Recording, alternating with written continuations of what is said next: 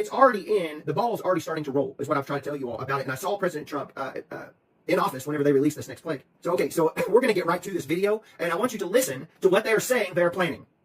Concerning new CDC report on the first severe human case of bird flu in the U.S. They're calling it a bird flu. Louisiana show mutations that could make it easier for this virus to spread from person to person. Now, right now, there's no evidence it's been passed along to anyone else, and the CDC says risk to the public remains low. But experts warn a single mutation like this could potentially lead to another pandemic. Russia's Ministry of Defense has released a statement revealing the murky activities of the United States military. The ministry says that Washington's Office of Pandemic Preparedness and Response Policy searches for virus mutations to then use them to further its own interests. You see that? As in 2019, the United States began preparing for a new pandemic by searching for virus mutations. Could make COVID look like a little pandemic, which was quite alarming. I mean, is that really the case?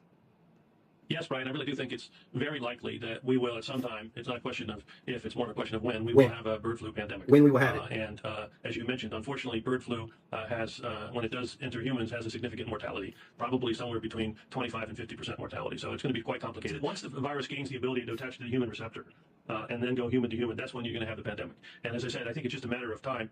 See, they're already planning it, folks. You're going to pause it this time. So they're already planning it. That's what he said it's not about if, it's when. And it will have a 50% kill rate, more than COVID. Folks, they're planning this. And I told you what happened in Europe first. They're warning you of what they're doing. And the little doctors and all these guys saying, and they're talking about bird flu. I said it's some kind of virus that's yellow. It looks yellow and it's airborne.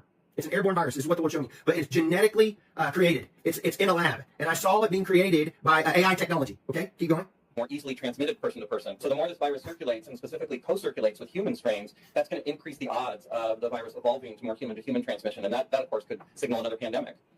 We're in the end times.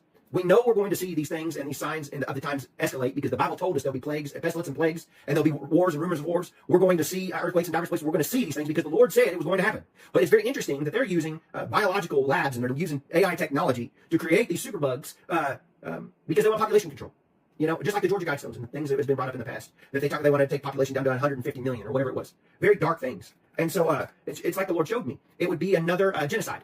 I heard the word used, genocide. So ethnic cleansing, things like that. Praying in the Spirit. I hear those words in men's mouth.